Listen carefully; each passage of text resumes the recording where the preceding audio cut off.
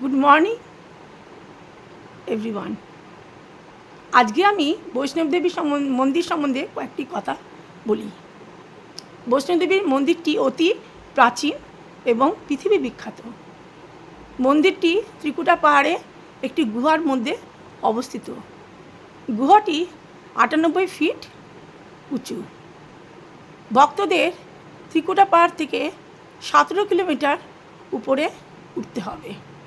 ওঠার জন্য নানা রকম ব্যবস্থা আছে, সেগুলি ডুলি কিংবা ঘোড়া কিংবা পায়ে হেঁটে হেলিকপ্টারেও যাওয়া যেতে পারে।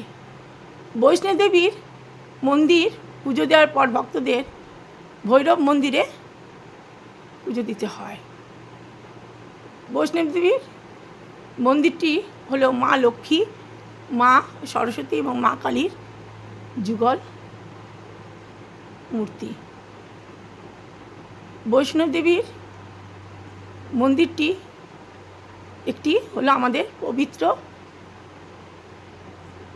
তীর্থক্ষেত্র। পৃথিবীর বিভিন্ন জায়গা থেকে হাজার হাজার ভক্ত এখানে পুজো দিতে আসে। এই মন্দিরটি জম্মু থেকে 58 কিলোমিটার দূরে অবস্থিত। Thank you very much my library guys.